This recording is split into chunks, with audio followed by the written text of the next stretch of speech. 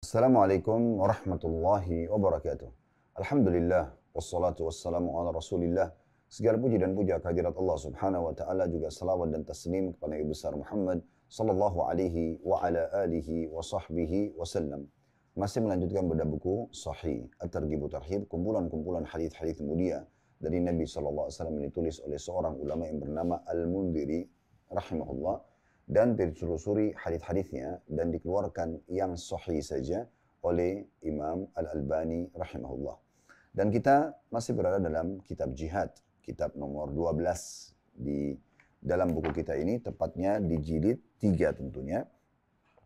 Dan sebelumnya, sebelum kita melanjutkan insya Allah bahasan kita dalam kitab jihad ini, kita berdoa kepada Allah subhanahu wa ta'ala, semoga semua amal-amal saleh yang pernah kita kerjakan, yang sedang kita kerjakan, yang akan kita kerjakan sampai menjelang ajal datang nanti, baik wajib ataupun sunnah, ikhlas ataupun kurang ikhlas, diberikan pahala sempurna oleh Allah subhanahu wa ta'ala.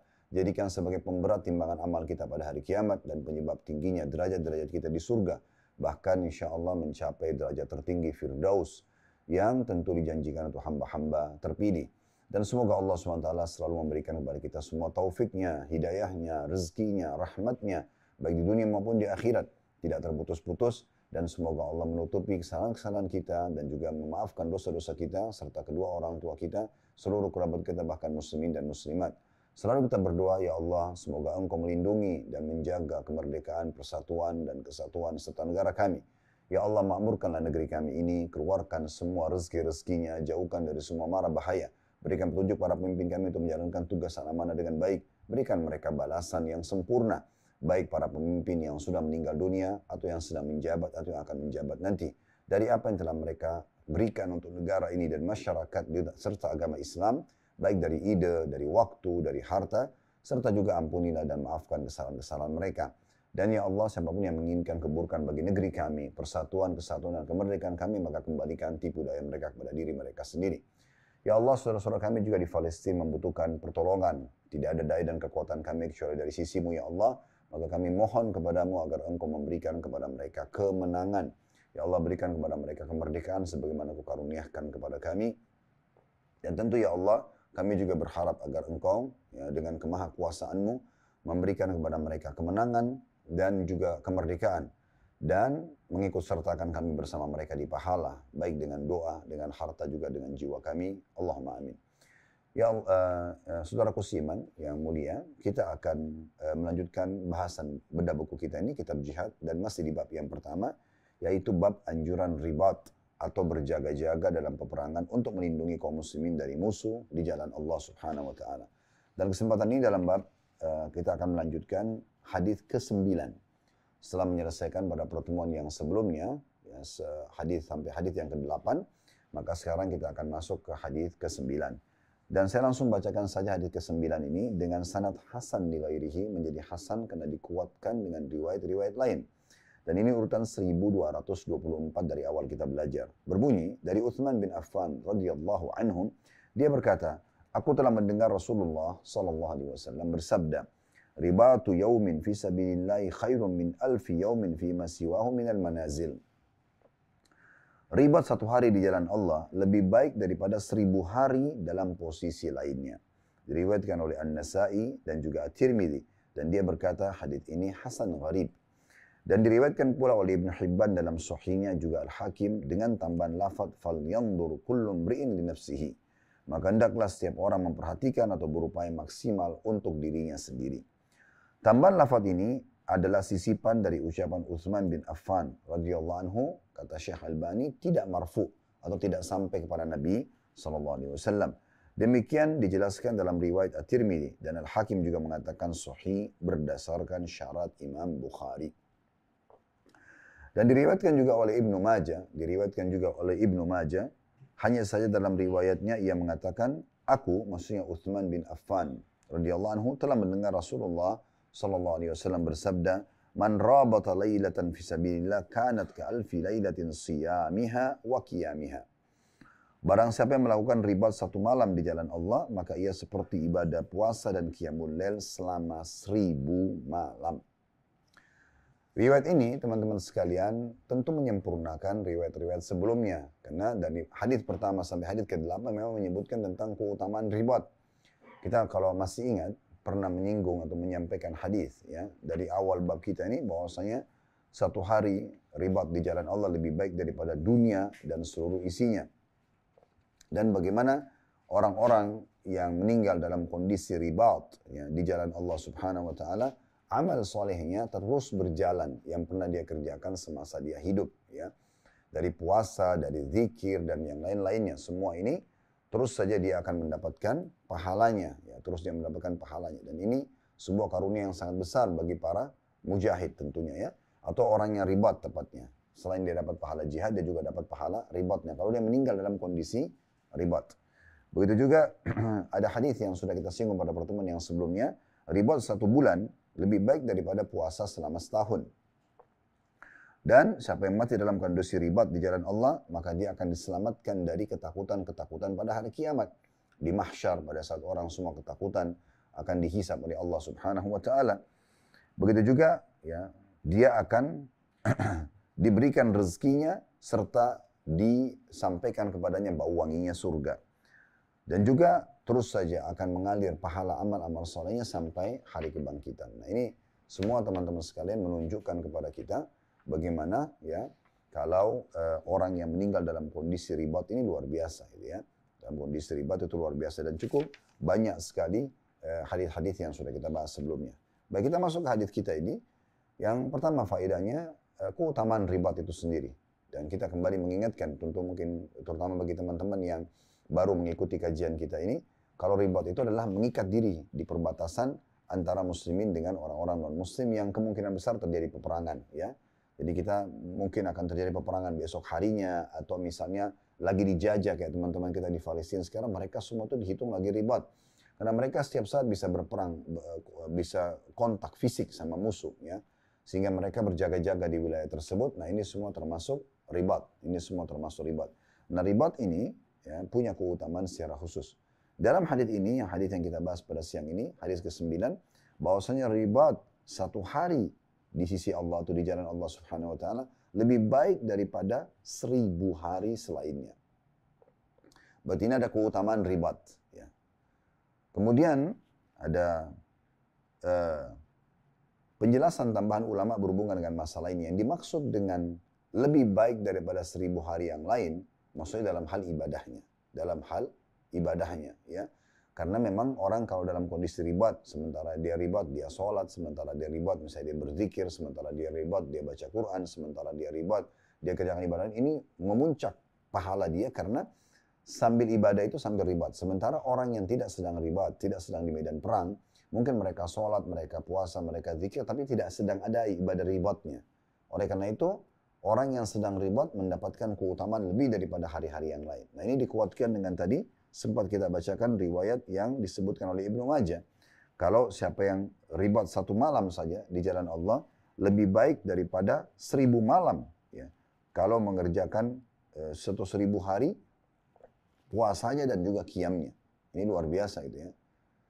Kalau riwayat yang sedang kita baca, 1 harinya lebih baik daripada 1000 hari.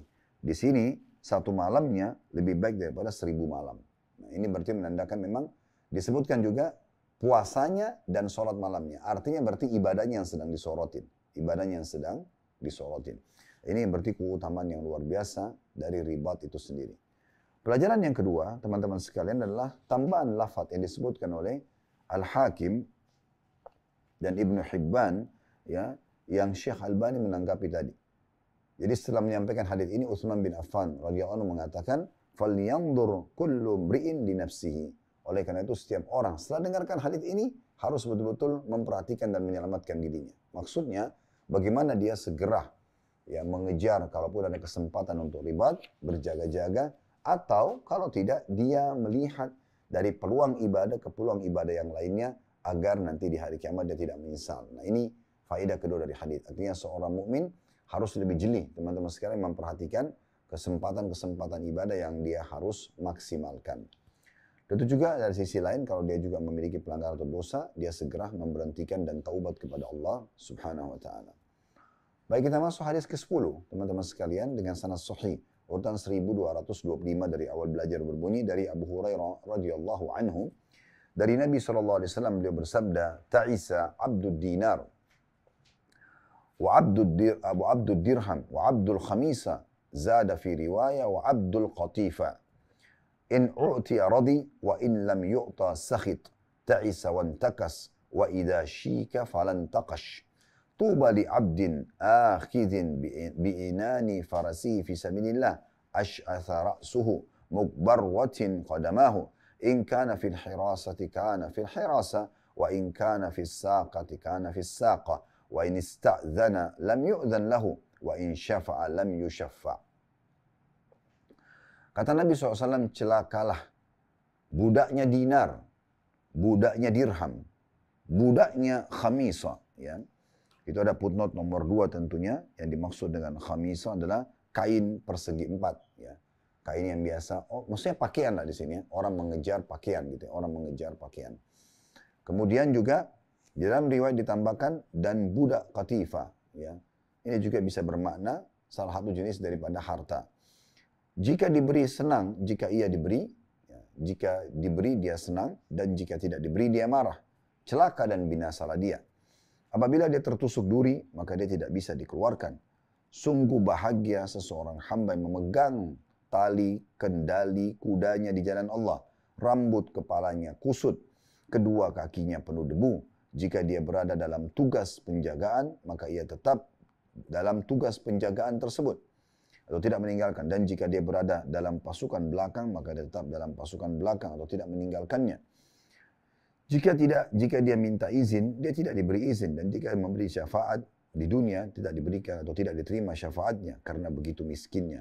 Hadis ini diriwayatkan oleh Bukhari. Ada penjelasan di bawah, kalau teman-teman pegang bukunya, Al-Qatifa, ya, tadi Qatifa itu ya, itu disebutkan adalah kain lebar berbulu tipis atau halus. Ya. Bisa digunakan untuk selimut. Kemudian Al-Khamisah dengan huruf kha difathahkan, yaitu pakaian yang bercorak sutra atau bulu domba. Ya, ini yang dimaksud dengan istilah tadi. Ya. Baik, hadis ini teman-teman sekalian juga masih ditambahkan dengan beberapa tutur kata yang kosakata yang perlu dijelaskan ya. Intakas artinya jatuh tersungkur dalam keadaan rugi dan sial. Karena kata Nabi SAW tadi, ta'isa wan takas, ya. Dia sungguh rugi dan binasa gitu ya. Kemudian ada makna syika, ya. Dengan huruf shin dikasrakan dan ya disukunkan, yakni tubuhnya tertusuk duri. Ada yang mengartikan bahwa duri di sini maksudnya adalah senjata, dan ada pula yang mengartikannya sebagai serangan musuh. Maksudnya di sini dikatakan waida, ya, syika falan taqash.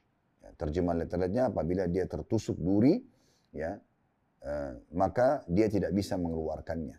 Di sini ada yang terjemahkan syika itu bukan duri, tetapi lebih kepada ya, adanya senjata yang sedang dia diharuskan untuk ikut berperang, tapi dia keberatan gitu ya, dan tidak mau. Dan juga bisa mengartikan serangan musuh, maka dia akan sulit untuk menghindar karena dia tidak punya persiapan sebelumnya.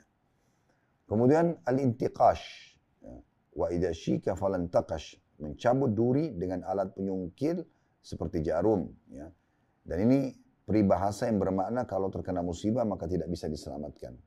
Biasa digunakan oleh orang-orang Arab seperti itu. Kemudian tuba, ya, karena kata Nabi SAW, tuba li abdin, sungguh tuba untuk seorang hamba. Ya. Hamba di sini dimaksudkan, tuba di sini dimaksudkan adalah sebuah nama surga atau istana di surga atau pohon di surga. Ada juga yang memaknakannya bahwasanya kebahagiaan, ya. Dan Al-Mundhiri lebih memilih makna kebahagiaan. Ya. Baik, hadis ini teman-teman sekalian luar biasa dalam maknanya yang diajarkan oleh Nabi Sallallahu Alaihi Wasallam. Yang pertama, adanya ancaman dari Nabi Sallallahu Alaihi Wasallam bagi orang-orang yang sibuk mengejar harta dunia sementara dia melupakan jihad. Di saat memang jihad itu sedang dikumandangkan. Malah dia sengaja sibuk dengan bisnisnya, dengan jabatannya, dan dia lupa jihad ini. Dia tidak mau sama sekali. Ya. Tidak masuk dalam makna ini adalah orang yang sedang tidak menghadapi jihad. Karena memang mencari rezeki halal itu bagian daripada syariat Allah subhanahu wa ta'ala. Bagian daripada syariat. Tetapi yang dimaksudnya adalah orang yang memang sebenarnya punya peluang depan matanya, tapi dia tidak mau. Memang dia tidak mau untuk pergi berjihad. Sibuk dengan harta-hartanya. Berapa banyak kita tahu kejadian di masa Nabi SAW, Allah SWT menghardik para kaum munafikin yang memang sengaja tidak mau berperang dengan berbagai macam alasan, baik itu di peperangan Nabi SAW, di perang Uhud, di perang Khandaq, kemudian di perang Tabuk, ya, yang dikenal sebagai tadinya peperangan harus terjadi antara Nabi SAW dengan pasukan Romawi, tapi ternyata ulama mengatakan ini peperangan yang sejatinya peperangan antara muslimin dengan orang-orang munafik yang berusaha membunuh Nabi SAW dan mencari-cari kesalahan beliau sementara perjalanan peperangan. Nah, memang ada orang-orang seperti ini, ya. Mereka itu cuma ikut perang karena mau harta rampasan perang, mereka ikut perang hanya untuk mencelakakan muslimin, atau bahkan tidak ikut dengan berbagai macam alasan. Ya. Sampai ada orang munafik di masa Nabi SAW alasannya, oh saya nanti takut kalau ke Tabuk di sana karena orang-orang non-muslim itu wanita-wanitanya pada cantik-cantik. Saya takut nanti kena fitnah. Padahal itu semua kedustaan yang mereka karang-karang. Karena orang jihad bukan untuk wanita, tapi untuk menegakkan agama Allah Subhanahu wa Ta'ala. Baik, di sini kita ambil pelajaran pertama, adanya ancaman dari Nabi SAW bagi orang yang terus mengejar prestasi dunianya, tapi dia di saat ya ada peluang untuk berperang, dia meninggalkannya. Dia malah tidak mau, ya. Dia sengaja meninggalkan. Nah, ini sudah kami berikan tadi contoh-contoh di beberapa peperangan Nabi SAW. Dan di sini disebutkan tentang dinar, dirham, kemudian khamisah, kemudian qatifah tadi. Ya, ada bermakna dirham dan dinar sudah tahu, tentunya uang, ya. Kemudian khamisah dan qatifah juga sudah dijelaskan tadi maknanya, ya. Kurang lebih kepada kain, pakaian, ya. Lebih memilih kepada pakaian dan penampilannya daripada dia pergi berperang. Karena orang berperang itu pasti akan kotor bajunya di medan perang, mungkin tidak mudah juga dia untuk membersihkan tubuhnya karena memang dalam kondisi sulit di medan perang, kamar mandi juga susah misalnya, ya. Nah, seperti itulah. Pelajaran yang bisa diambil yang kedua adalah dipastikan kecelakaan orang-orang yang tadi mendahulukan dunia itu dan ciri mereka, kalau mereka mendapatkan sesuatu mereka suka, tapi kalau mereka tidak berhasil maka mereka marah-marah, ya. Mereka tidak menerimanya. Orang yang seperti ini tidak bisa menerima keputusan Allah Subhanahu wa Ta'ala. Di saat diberikan nikmat dia terima, tapi di saat datang ujian, nah ujian diantaranya jihad, itu kan ujian. Orang lagi enak-enaknya kerja, orang lagi enak-enaknya duduk sama keluarga, lagi makan, lagi apa saja lah. Ya, beraktivitas yang mungkin dia nyaman, olahraga, atau duduk sama tamasya dengan keluarga, tapi tiba-tiba ada panggilan jihad. Nah, ini memang ujian yang berat. Ya, makanya Nabi SAW mengatakan, ciri mereka ini kalau diberi, mereka senang. Tapi kalau begitu diuji, mereka tidak bisa terima. Maka Nabi SAW mengatakan, sungguh celakalah orang-orang seperti ini. Celakalah orang-orang seperti ini. Makanya, kita lihat figur-figur di masa Nabi SAW seperti Abu Bakar, Umar, Uthman, Ali, Talha, Zubair, dan sahabat-sahabat Nabi yang mulia. Mereka walaupun punya kekayaan, punya kebun, punya harta, begitu panggilan jihad ada, dan sudah wajib bagi mereka, mereka segera meninggalkan urusan dunia mereka. Dan ini kita tahu juga kisah 3 orang, ya, di antaranya Ka'ab bin Malik radhiyallahu anhu yang tidak menghadiri perang Tabuk dan akhirnya dihardik oleh Allah Subhanahu wa Ta'ala dan Nabi SAW. Dan sempat diboikot lebih dari 50 hari. Setelah mereka taubat nasuha, baru Allah Subhanahu wa Ta'ala turunkan ayat Al-Quran tentang penerimaan taubat mereka. Itu karena mereka lebih memilih untuk duduk dengan keluarganya, dengan hartanya, dengan jabatannya dibandingkan berperang bersama Rasulullah SAW. Pelajaran yang ketiga, adanya motivasi dalam Islam untuk bersegera dalam ibadah. Kalau ada kesempatan untuk itu maka jangan sia-siakan. Mungkin memang di malam hari nyenyak sekali dan nyaman kita tidur. Tetapi di saat itu ada ujian dari Allah Subhanahu wa Ta'ala. Bangun sholat malam. Kalau kita bisa melakukan ini, maka berarti kita sudah, ya, melakukan yang terbaik. Karena memang kita mendahulukan perintah Allah dibandingkan kenikmatan dunia. Itu juga dengan jihad. Mungkin orang-orang ada yang pergi berperang itu, mungkin mereka punya juga pekerjaan seperti kita. Punya jabatan, punya nama harum di tengah-tengah masyarakat. Tapi di saat jihad dikumandangkan, mereka segera meninggalkan semua itu. Maka kata Nabi SAW, tuba, istana atau pohon di surga disiapkan Untuk seorang hamba yang segera memegang tali kekangan kudanya, lalu dia memicu menuju ke medan perang, berperang di jalan Allah Subhanahu wa taala. Disebutkan cirinya, berdebu rambutnya, ya kotor kakinya dan badannya, semua itu memang karena karena memang dalam kondisi perang. Dalam kondisi perang memang seperti itu. Setampan apapun Anda, sebersih apapun Anda biasa menjaga kebersihan di saat sedang tidak perang, maka di medan perang sudah beda kasusnya. Debu di mana-mana, ya mungkin Anda sebagaimana tadi kami sempat singgung akan sulit misalnya untuk mandi karena memang kondisinya tidak memungkinkan misalnya. Ya, di medan perang mungkin tidak ada kamar mandi, gitu kan. Belum lagi luka yang harus diobatin dengan obat yang pas-pasan misalnya. Belum lagi keluarga yang ditinggal dan terlalu banyak ujian-ujian yang ada. Tetapi Nabi SAW mengatakan justru di saat itu seseorang diuji oleh Allah SWT. Dia segera ya justru menyambut panggilan Allah dan seruan Allah Subhanahu Wa Taala. Ini cukup banyak contoh-contoh dari para sahabat Nabi. Kalau kami sedang membimbing umroh atau haji, semoga Allah SWT mudahkan kita semua selalu mengerjakan ibadah yang mulia ini. Allahumma amin. Itu di lokasi Uhud sering kami sampaikan. Bagaimana orang-orang yang datang dan keluar berperang di jalan Allah Subhanahu Wa Taala itu, mereka yang sudah ada iman dalam hatinya, sehebat apapun harta yang mereka, sebanyak apapun harta yang mereka miliki, senyaman apapun mereka sedang duduk dengan keluarganya, menikmati makanan enaknya, mereka tinggalkan dunia untuk jihad. Saya sering sampaikan dua kisah anak muda yang sangat luar biasa dan ini mengharukan sekali. Ya. Dalam kondisi mereka luka setelah perang Uhud dari kepala sampai kaki, si kakak sama adik ini disebutkan dalam beberapa riwayat itu umur mereka antara 15 dan 16 tahun. Kemudian ibu mereka sedang mengobatin mereka, tiba-tiba ada panggilan dari utusan Nabi Muhammad SAW bahwasanya semua yang hadir di perang Uhud kemarin segera ya keluar dan mengejar Quraisy lagi dan tidak boleh ada pasukan baru. Ini terjadi setelah Muslimin dikalahkan oleh orang-orang Quraisy. Ya, di kajian kisah panjang di perang Uhud Anda bisa melihat di kajian Sirah Nabawi kami. Tapi jelas teman-teman sekalian di saat itu orang-orang yang disuruh berperang dalam kondisi luka-luka sekitar 630 orang jumlah mereka karena 70 orang sudah mati syahid di hari sebelumnya, hari Sabtunya. Hari Ahad diperintahkan oleh Allah SWT untuk menyerang kembali Quraisy, tapi yang keluar harus pasukan yang luka-luka ini, yang 630, tidak boleh pasukan baru dengan hikmah Allah SWT tentunya. Maka pada saat itu utusan Nabi SAW lewat di hadapan rumah dua anak muda ini seraya mengatakan, wahai muslimin yang ikut perang kemarin Uhud, segeralah. Seruan Nabi Allah dan Rasulnya tidak ada. Disuruh kumpul di pintu gerbang Madinah lalu menyerang Quraisy.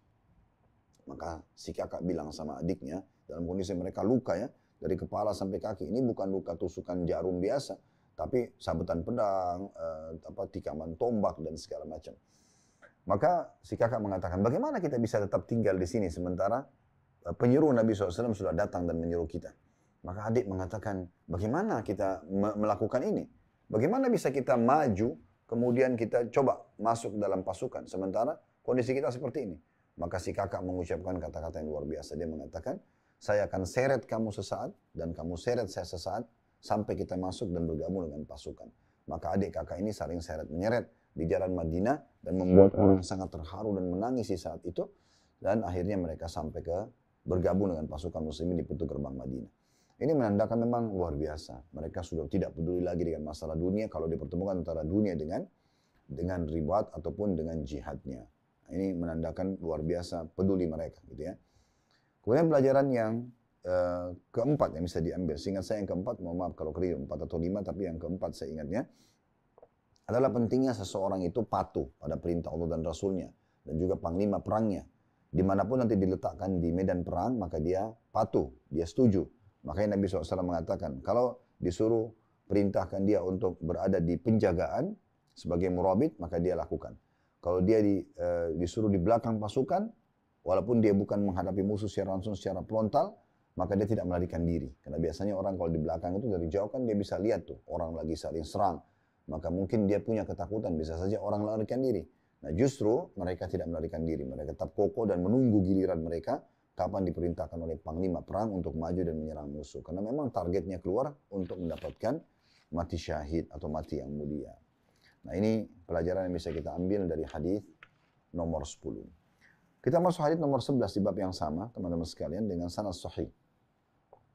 Ini urutan 1226 dari awal belajar berbunyi, Masih darinya, itu begitu tulisannya, maksudnya dari sahabat yang sama di hadis nomor 10 Abu Hurairah radhiyallahu anhu. Bahwasanya Rasulullah sallallahu alaihi wasallam bersabda, "Min khairi ma'asyin nasi lahum rajulun mumsikun bi'inani farasihi fi sabilillah, yatiru ala matnihi kullama sami'a hay'atan aw faz'atan tara alaihi yabtagi al-qatla aw al-mauta ma dhannah. Wa rajulun fi gunaimah في رأس شعفة شعفة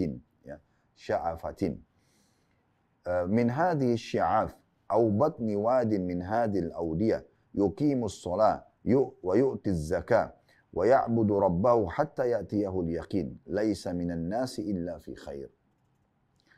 Artinya, kata Nabi SAW, di antara kehidupan manusia yang terbaik, terselamat, adalah bagi mereka yang memegang tali kekang kudanya di jalan Allah. Ia bagikan terbang. Setiap kali ia mendengar suara menakutkan, peperangan, atau mengejutkan, ia pun bergegas di atas punggungnya, punggung kudanya. Ya, berusaha mencari tempat-tempat agar ia terbunuh atau mati di jalan Allah. Dan yang kedua adalah, yang orang terbaik, seseorang yang berada di tengah kerumunan kecil, kerumunan domba-dombanya, di salah satu puncak bukit-bukit, atau berada di jalan salah satu lembah dari lembah-lembah. Ia mendirikan sholat walaupun dia sendirian, menunaikan zakat dan beribadah kepada Rabb-Nya hingga ajal menjemputnya. Tidak ada yang seperti itu di antara manusia kecuali selalu dalam kebaikan. Diriwayatkan oleh Muslim dan juga An-Nasai. Diriwayatkan oleh Muslim dan juga An-Nasai. Hadis ini sekali lagi menyebutkan tentang keutamaan orang yang ribat, orang yang berjihad. Kita langsung ambil faedah yang pertama. Nabi SAW menyampaikan kepada kita tentang kedudukan terbaik dari sosok manusia. Ya. Di sini yang pertama adalah golongan terbaiknya seseorang yang setiap kali mendengarkan seruan jihad, muslimin dizalimi, muslimin diserang, kayak kasus teman-teman Palestina, dia nggak pakai nunggu. Dia segera naik ke kudanya, memicu tali kekangan kudanya lalu pergi berperang. Tujuannya untuk mendapatkan mati syahid. Tentu di sini teman-teman sekalian, Nabi SAW menyebutkan ini secara global. Maksudnya, kalau ada kesempatannya, ada peluangnya secara hukum dibolehkan, maka dia melakukannya. Bukan berarti kalau Anda dengarkan hadis ini di saat ini, Anda mengatakan, oh Ustadz kan mengatakan segera naik ke kuda, pegang tali kekangan, lalu menuju ke medan perang. Kalau gitu kita berangkat semua ke Palestina. Nah ini perlu diluruskan dulu, ya perlu diberikan pemahaman yang tepat. Jihad itu teman-teman, ada namanya fardu ain, ada namanya fardu kifayah. Fardu ain nantinya wajib individual, setiap orang wajib untuk melakukannya. Itu kalau terjadi 3 keadaan. Yang pertama, pemimpin wilayah itu memerintahkan untuk berjihad. Presiden, misalnya raja, mengatakan peranglah, semua kita disuruh pergi berperang. Ini wajib, tidak perlu izin orang tua, ya sudah langsung jalan dan berperang. Yang kedua, kalau perang sedang berkecamuk, kita nggak boleh lari. Depan musuh, kita harus menghadapi. Tujuan kita mati syahid atau mendapatkan kemenangan. Kalau seluruh pun muslimin mati, maka dianggap kemuliaan karena mendapatkan mati syahid atau kemenangan. Kemudian yang ketiga, kalau wilayah sedang diserang. Kalau wilayah sedang diserang. Nah, seperti sekarang Palestina sedang diserang, ya, sedang dijajah. Nah, ini berarti fardu ain, wajib individual bagi setiap orang yang ada di sana. Bagi muslimin yang berada di luar wilayah itu, kayak kita di Indonesia misalnya, kita sifatnya fardu kifayah. Kewajiban tapi tercukupkan dengan sudah ada yang melakukannya. Ya.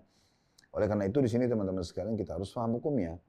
Yang dimasukkan dalam hadis ini adalah di saat Anda mendengar nih, jihad, ada muslimin sedang dibantai. Terus Anda dapat peluang tadi. Pimpinan negara Anda mengatakan, ayo keluar seluruh muslimin yang mau berperang, silakan berangkat misalnya. Maka di situ Anda tidak tunggu. Ini yang dimasukkan keutamanya. Dia segera. Disebutkan bahkan kata Nabi SAW, tar alaihi. Dia seperti orang yang terbang di atas kudanya. Segera, tidak pakai nunggu. Bisa bermakna, bahkan tidak sempat makan, tidak sempat minum, tidak sempat mandi. Langsung bergerak. Dan ada contoh dari sahabat Nabi dalam perbuatan seperti ini. Yaitu kisah sahabat yang mulia Hanzalah radhiyallahu anhu. Hanzalah di hari Jumat baru saja menikah. Ya. Di hari Sabtu pagi, di waktu duha, ada perintah Nabi SAW mewajibkan semua kaum laki-laki di Madinah Muslimin untuk keluar berperang di lokasi Uhud. Hanzalah waktu itu dalam kondisi junub. belum sempat mandi. Maaf, dia selesai interaksi biologis dengan pengantin baru. Belum sempat dia mandi junub. Mungkin juga di situ belum sempat dia makan dan minum mungkin ya. Tapi yang jelas ini yang jelas dalam yang paling jelas dalam riwayat atau yang jelas dalam riwayat adalah dia sedang dalam kondisi junub. Artinya belum sempat mandi, dia segera naik ke kudanya dan langsung hadir di saf dengan muslimin untuk berperang. Dan dia termasuk orang yang terbunuh mati syahid di perang Uhud.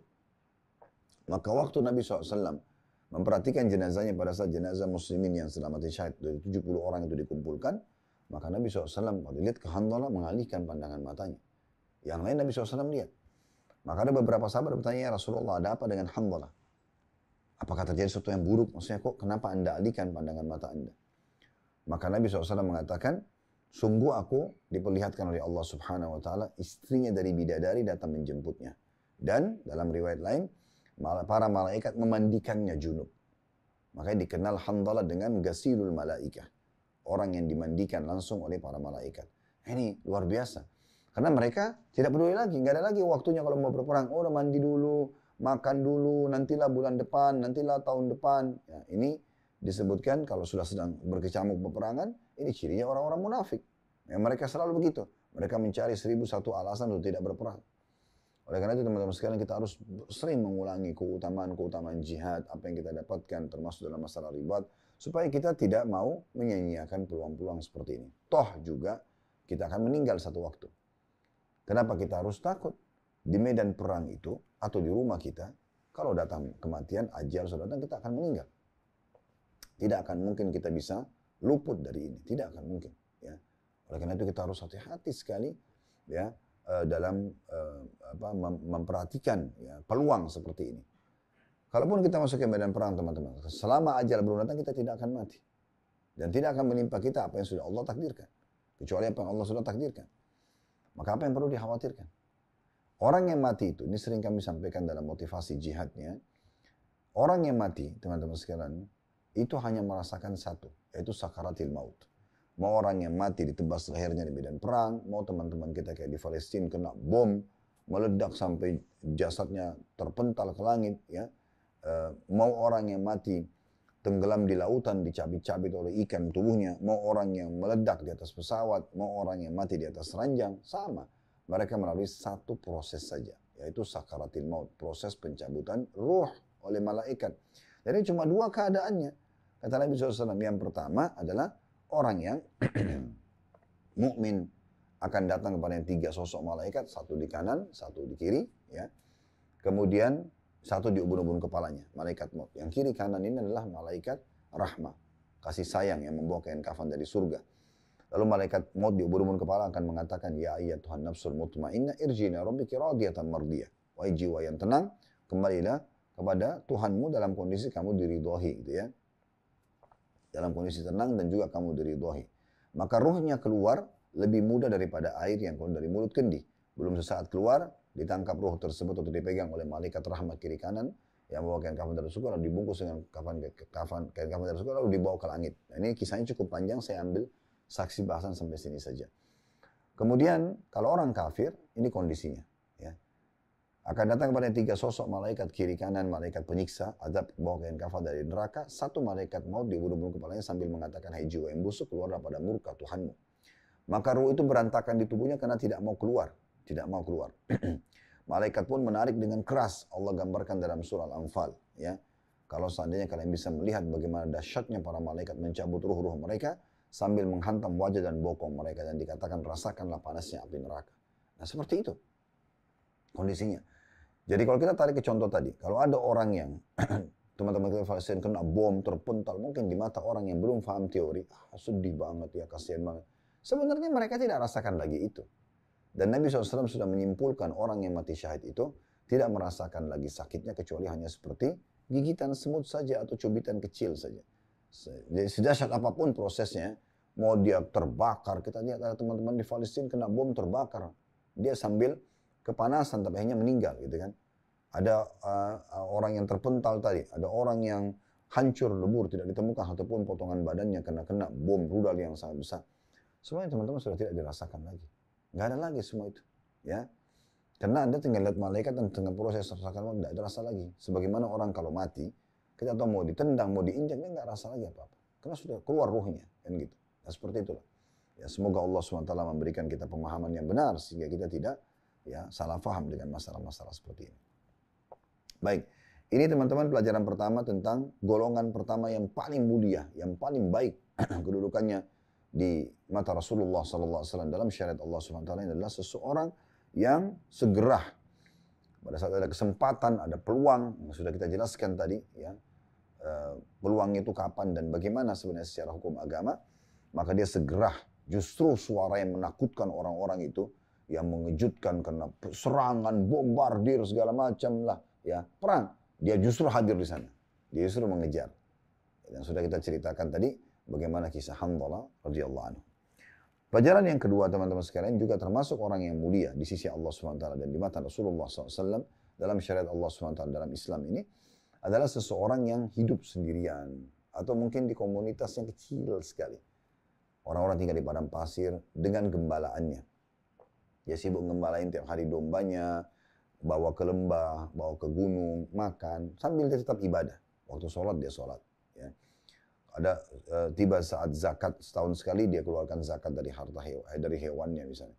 Dia ibadah kepada Allah terus sampai ajalnya datang. Maka ini termasuk orang yang mulia di sisi Allah Subhanahu wa taala. Bahkan ada sebuah hadis yang menyebutkan seseorang yang seperti ini itu pahalanya 50 waktu sholat dibandingkan dengan orang sholat tempat lain. Anda mungkin tidak asing dengan hadis Nabi SAW, sholat berjamaah di masjid dilipat gandakan 25 kali lipat riwayat dan 27 derajat itu ya. Itu kalau kita sholat antara rumah dengan masjid. Tapi orang yang tinggal di padang pasir sendirian, dia menggembala, tidak ada orang-orang, tapi tetap menjalankan ketaatan kepada Allah. Dia sholat itu 50 sholat pahalanya. Karena ini dinilai perjuangan yang besar. Sedang sendirian tapi tetap dia menjaga hubungan baiknya dengan Allah Subhanahu wa ta'ala. Ini dua golongan yang terbaik di dalam pandangan agama Islam. Baik, kita akan masuk teman-teman sekalian hadis ke-12. Dan di sini dalam bab kita ada sampai hadis nomor 13 ya. Hadis nomor 12 ini dengan sanad sahih di ghairihi menjadi sahih karena dikuatkan dengan riwayat-riwayat dan ini urutan 1227 dari awal belajar. Bermula dari Ummi Malik Al-Bahziyah radhiyallahu anha, ia berkata, "Dzakara Rasulullah sallallahu alaihi wasallam fitnah faqarrabaha." Qalat qultu ya Rasulullah, "Man khairun nasi fiha?" Qala rajulun fi mashiyatin yuaddi haqqaha wa ya'budu rabbah. ورجل آخذ برأس فرسي يخيف العدو ويخيفونه. Rasulullah SAW pernah menjelaskan suatu fitnah dan beliau menyatakan bahwa ia sangat dekat. Lalu Ummu Malik mengatakan, aku bertanya, wahai Rasulullah, siapakah orang atau manusia terbaik di saat fitnah itu sedang terjadi? Beliau menjawab, seseorang yang berada di tengah hewan-hewan ternaknya, ia selalu menunaikan haknya dan selalu beribadah kepada Rabbnya. Dan seseorang yang memegang tali kendali kudanya, ia menakut-nakuti musuh dan mereka menakut-nakutinya. Diriwayatkan oleh Tirmidzi dari seseorang, dari Taus, dari Ummi Malik, dan Tirmidzi mengatakan hadis gharib dari sisi ini dan diriwayatkan oleh Laits ibn Abi Sulaim dari Taus dari Ummi Malik. Riwayat ini, teman-teman sekalian, memberikan pelajaran kepada kita. Yang pertama, kedudukan Ummi Malik Al-Bahziyah radhiyallahu anha, karena beliau menceritakan kepada kita kronologis hadis, bahkan beliau termasuk orang yang bertanya kepada Nabi SAW dalam riwayat ini. Pelajaran yang kedua, adanya fitnah yang akan terjadi di tengah-tengah kaum muslimin. Fitnah di sini maknanya luas sekali. Ya, bisa bermakna permasalahan yang sedang terjadi di mana orang memilih antara agamanya atau dunia. Itu bisa masuk dalam makna fitnah.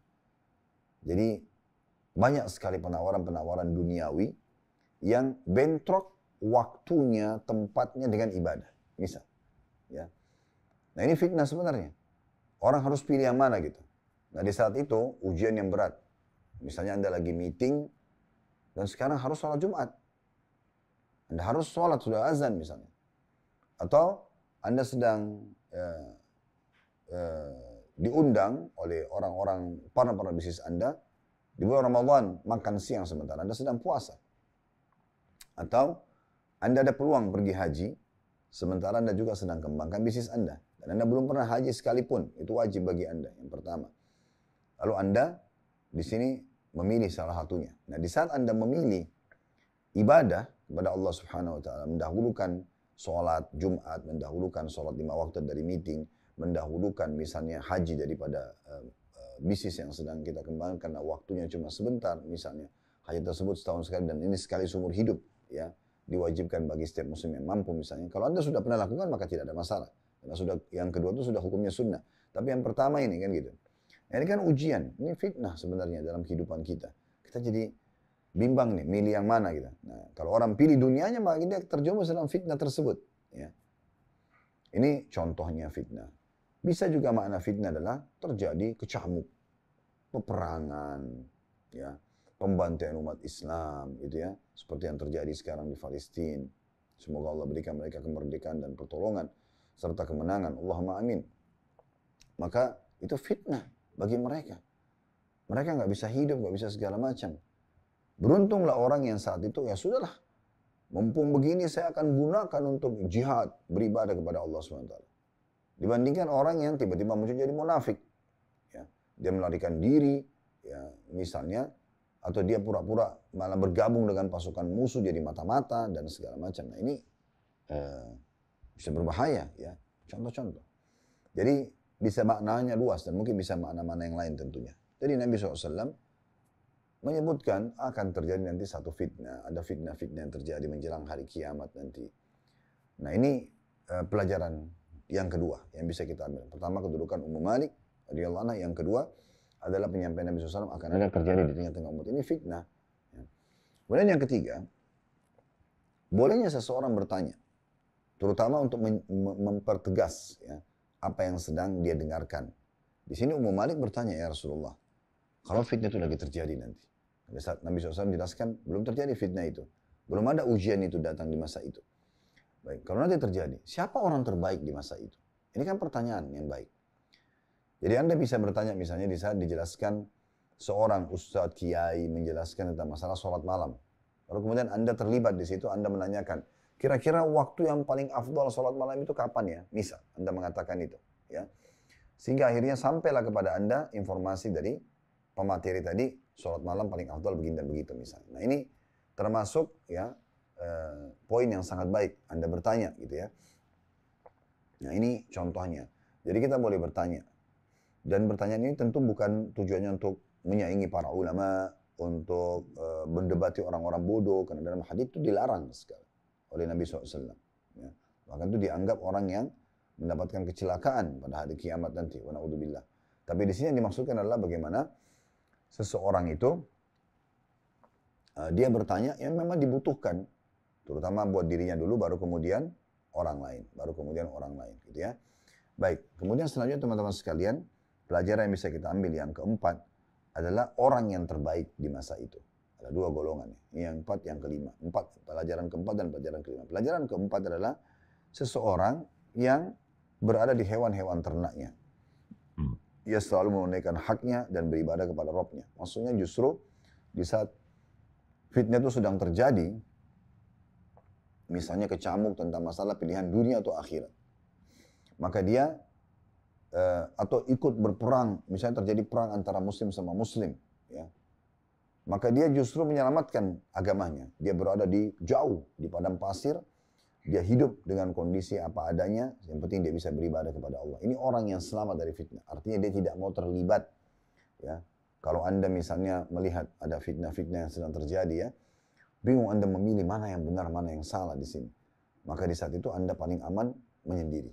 Makanya Abdullah bin Umar pada saat terjadi peperangan antara Muawiyah dan Ali radhiyallahu anhuma, antara Ali bin Abi Thalib dengan Aisyah radhiyallahu anhuma, ini semua beliau berlepas diri, beliau tidak mau ikut-ikutan karena beliau tahu antara muslim dan muslim ini fitnah sedang terjadi. Tidak tahu yang jelas siapa yang benar, siapa yang salah di sisi Allah SWT. Apalagi muslim sama muslim, pasukan ini takbir, pasukan itu takbir, gitu kan? Maka beliau memilih untuk menyendiri. Nah, ini contohnya. Kalau misalnya juga bisa masuk dalam masalah ini, Anda berada di satu komunitas.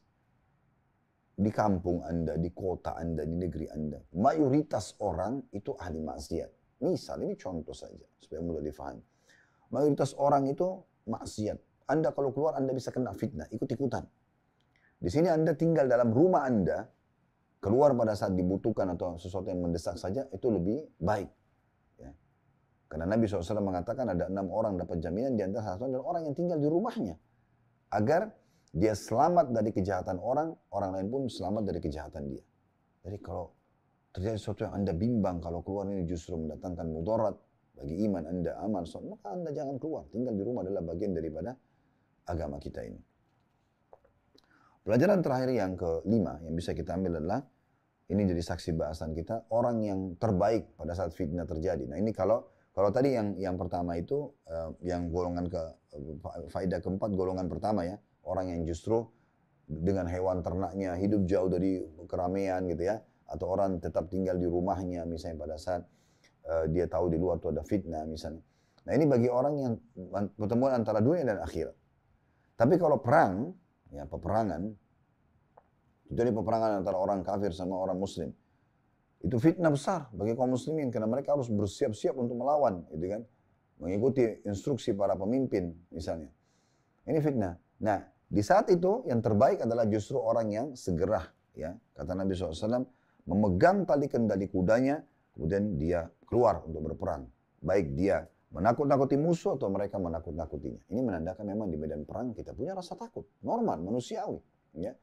Tapi rasa takut itu akan tertepis dengan kita tahu keutamaan-keutamaan yang bisa kita dapatkan.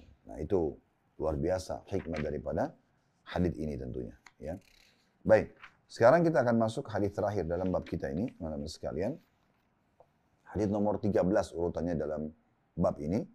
Dan ini dari awal belajar urutannya 1228 dengan sanad sahih di ghairihi, menjadi sahih karena dikuatkan dengan riwayat-riwayat yang lain. Dan diriwayatkan oleh Al-Baihaqi secara singkat dari hadis Ummu Mubashshir radhiyallahu anha yang ia sampaikan kepada Nabi SAW. Beliau bersabda, khairun nasi manzilatan rajulun ala matni farasin yukhiful adu wa yukhifuna. Sebaik-baik kedudukan manusia adalah seseorang yang berada di atas punggung kuda. Dia menakut-nakuti musuh dan mereka menakut-nakutinya. Hadis ini kalau kita lihat secara lafaz teman-teman sekalian adalah hadis seperti penguatan dari hadis nomor 13 potongan akhirnya. Yaitu kalau terjadi fitnah, peperangan antara muslim sama non-muslim, ini justru orang yang terbaik bukan menyembunyikan dirinya dalam rumahnya, tapi orang yang justru segera menyambut seruan untuk jihad itu. Nah, ini orang yang terbaik. Dia menakut-nakuti musuh dengan munculnya dia, atau justru dia ditakut-takuti oleh musuh. Nah, ini berarti menandakan memang di medan perang normal sekali. Orang punya rasa khawatir, tapi insya Allah kalau seseorang sudah terjun, sudah masuk, maka itu akan membuat dia lebih nyaman, ya, dan dia lebih merasa semangat, gitu ya, untuk mendapatkan keutamaan, untuk mengejar keutamaan. Baik, kita akan masuk teman-teman sekalian di bab baru, bab nomor 2, dan mungkin kita tutup dengan bahasan bab ini tentunya, yaitu masih di kitab jihad ya. Di sini ada kurang lebih 7 buah hadis ya. Bisa tidak tahu bisa diselesaikan semua atau tidak, tapi yang jelas kita akan coba membaca bab nomor 2 ini, yaitu anjuran berjaga-jaga di jalan Allah. Hadis pertama, jadi dia masih membahas seperti ribat sebenarnya ya. Hadis nomor pertama di dalam bab ini dengan sanad sahih, di ghairihi menjadi sahih karena dikuatkan dengan riwayat-riwayat lain, dan ini urutan 1200 ya, 1229 dari awal belajar. Hadis ini teman-teman sekalian berbunyi dari Ibnu Abbas radhiyallahu anhuma. Ia berkata, aku mendengar ya, Rasulullah sallallahu alaihi wasallam bersabda. Aku mendengar Rasulullah sallallahu alaihi wasallam bersabda. Ainani ya, ainani la tamassuhuma, ainani la tamassuhuma an-nar. Ainun bakat min khasyatillah wa ainun batat tahrusu fi sabilillah. Artinya, teman-teman sekalian, hadis ini mulia sekali ya. Dua mata yang tidak akan disentuh api neraka. Dua mata yang tidak akan disentuh oleh api neraka. Yaitu mata yang menangis karena takut kepada Allah. Mata yang menangis karena takut kepada Allah. Dan mata yang begadang untuk berjaga-jaga di jalan Allah. Diriwayatkan oleh Tirmidzi dan dikatakan hadis ini adalah hadis hasan gharib. Saya langsung bacakan hadis yang kedua karena mirip maknanya dengan sanad hasan sahih. Dan ini urutan 1230 dari awal belajar berbunyi, dan darinya masih sama Abdullah bin Abbas radhiyallahu anhu. maaf, kalau kita lihat di sini hadits nomor 1 Ibnu Abbas. Kalau hadits yang kedua ini ditulis dalam kurung yakni Anas bin Malik. Saya khawatir ini ada kekeliruan dari cetakannya. Karena kalau darinya berarti dari Ibnu Abbas harusnya dalam kurung, bukan dari Anas bin Malik. Ya, itu yang lebih tepat. Ia berkata Rasulullah SAW bersabda, "Ainani la tamassuhum an-naru abada, ainun batat takla'u fi sabilillah wa ainun bakat min khasyatillah." Ada dua mata yang tidak akan disentuh oleh api neraka selama-lamanya.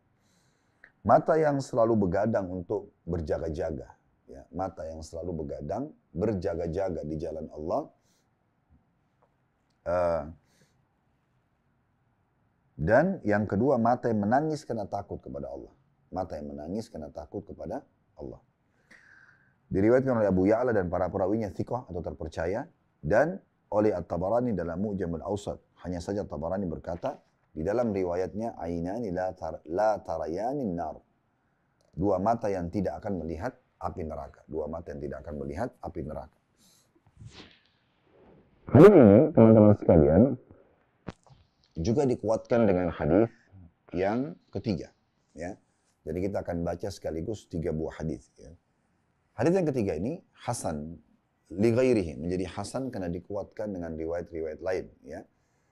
Jadi ini urutan 1231 dari awal belajar, berbunyi dari Muawiyah bin Haidar radhiyallahu anhu yang mengatakan Rasulullah SAW bersabda, "Thalathatun la tara ayunuhumun nar, ainun harasat fi sabilillah, wa ainun bakat min khasyatillah, wa ainun kaffat an maharimillah." Ada 3 manusia yang mata mereka tidak akan melihat neraka, yaitu mata yang berjaga-jaga di jalan Allah, mata yang menangis karena takut kepada Allah, dan mata yang menahan diri dari hal-hal yang diharamkan oleh Allah. Diriwayatkan oleh Tabarani dan para perawinya thiqah atau terpercaya, kecuali Abu Al-Habib Al-Anqazi. Statusnya saya tidak ketahui. Ini kata Syekh Albani dalam penelusuran kesahihan hadis ini. Baik, 3 buah riwayat ini teman-teman sekalian, ya, memberikan pelajaran kepada kita tentunya. Yang pertama, tentang fungsi mata itu sendiri. Fungsi mata. Selain melihat, teman-teman sekalian, selain melihat, ya, kita memang, ini mata sebuah nikmat yang sangat besar, ya. Sampai seringkali Allah Subhanahu wa taala sebutkan dalam Al-Qur'an as-sam' wal basar, as-sam' wal basar, seperti dalam surah Al-Mulk. Ya. Qul huwallazi ansha'akum wa ja'alakumus sam'a wal absara wal af'idata qalilan ma tashkurun. Ya. Katakanlah hai Muhammad, dialah Allah yang telah menciptakan kalian. Qul huwallazi ansha'akum wa ja'ala lakumus sam'a, dan menjadikan atau menciptakan buat kalian pendengaran, wal absar, dan penglihatan, wal af'idah, dan hati. Qalilan ma tashkurun, kalian sangat sedikit sekali bersyukur. Karena memang nikmat besar itu adalah penglihatan diantaranya. Oleh karena itu kita harus menggunakannya pada hal yang tepat, ya, yang dibolehkan oleh Allah SWT. Tentu kita berharap Allah maafkan kalau kita punya kesalahan-kesalahan di masa lalu, ya. Tetapi kita usahakan setiap kali ada peringatan tiba seperti ini, kita coba menjaga ke depannya agar yang kita lihat adalah hal-hal yang dibolehkan. Nah di sini berarti ada bagaimana seorang muslim, pelajaran pertama, memfungsikan matanya dengan baik, dengan tepat. Dan ini sebuah nikmat yang harus dia syukuri kepada Allah SWT. Kata Ibnu Qayyim rahimahullah, ya, tidak masuk dalam syukur atau bahkan bisa masuk dalam kufur nikmat kalau seseorang justru menggunakan nikmat di atas maksiat kepada Allah Subhanahu wa taala. Pelajaran yang kedua adalah kedudukan mata yang menangis karena takut kepada Allah. Misal Anda membaca ayat tentang surga, tentang neraka, Anda memohon kepada Allah Subhanahu wa taala untuk diberikan surga, diselamatkan dari neraka, misal. Lalu Anda menangis, ya, atau Anda mengingat dosa-dosa Anda dan Anda khawatir dihukum oleh Allah Subhanahu wa taala. Maka ini Anda menangis karena Allah. Ini mata yang mulia sekali. Seringnya menangis karena Allah itu adalah kemuliaan. Makanya Umar bin Khattab dikatakan di daerah mata dia menuju ke hidungnya itu ada garis berwarna hitam di kiri kanan ini. Ya, itu karena seringnya menetes air mata karena takut kepada Allah Subhanahu wa taala. Ini tentu akan muncul teman-teman di saat hati Anda sudah lunak, ya.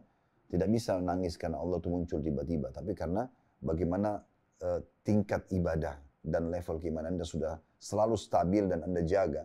Satu waktu Allah akan buat hati Anda lunak dan Anda meneteskan air mata.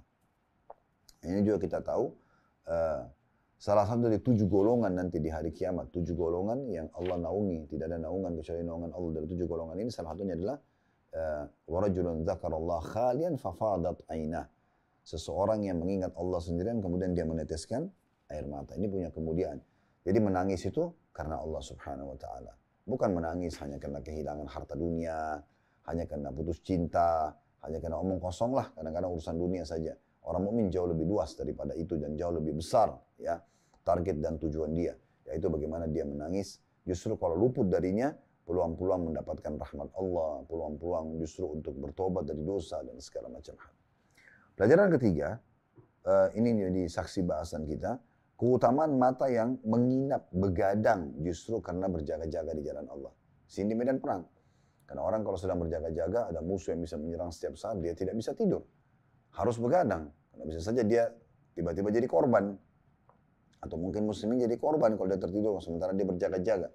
Oleh karena itu mata ini punya kedudukan sendiri di sisi Allah Subhanahu wa taala ya. Dan di dalam riwayat nomor 2 agung sekali ya. Kalau di riwayat pertama kan 2 mata tidak akan disentuh oleh api neraka. Begitu saja.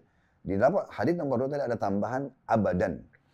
Ya, ainani la tamassuhuman naru abadan. 2 mata yang tidak akan pernah disentuh oleh api neraka selama-lamanya.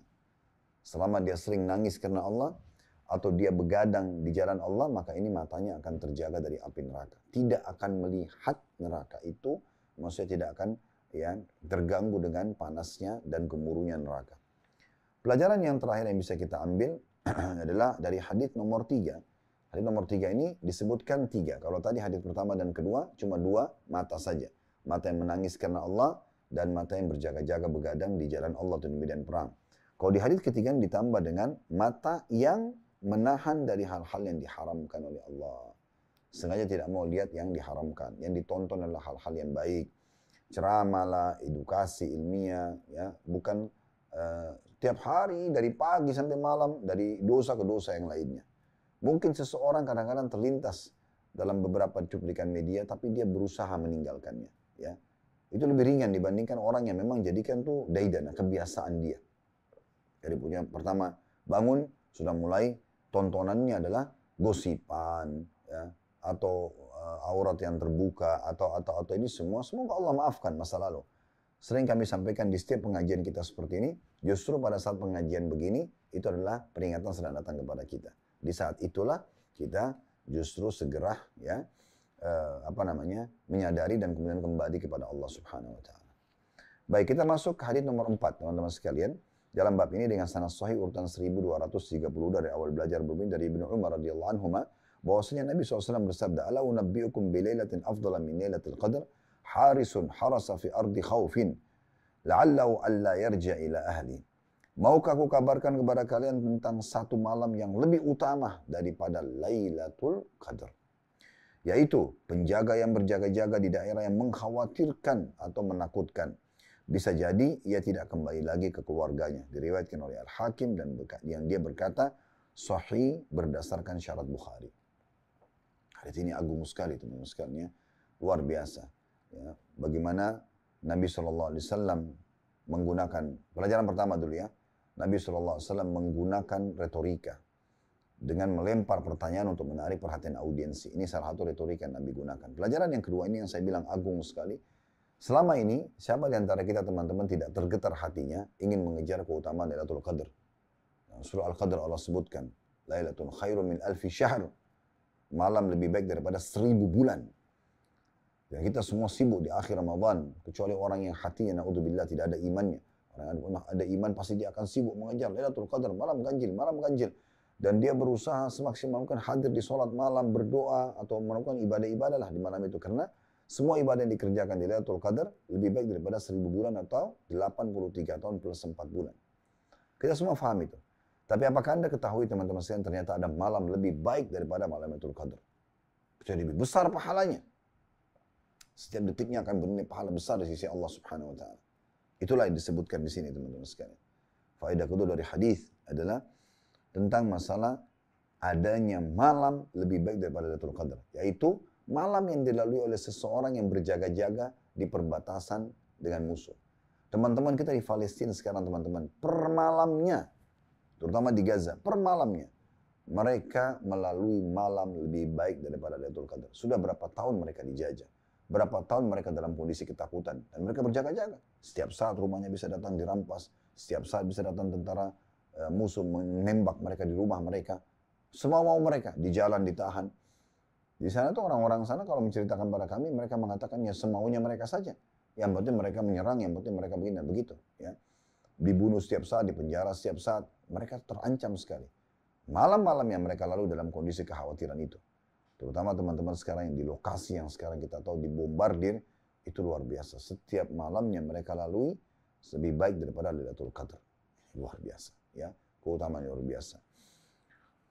Selanjutnya hadis nomor 5 dengan sanad sahih di ghairi menjadi sahih karena dikuatkan dengan riwayat-riwayat lain dan ini urutan 1233 dari awal belajar dari Abu Hurairah radhiyallahu anhu. Ia mengatakan bahwa Rasulullah SAW bersabda, "Hurrima ala ainaini an tanalahuma an-nar. Ainun bakat min khasyatillah wa ainun batat tahrusul Islam wa ahlahu minal kufur."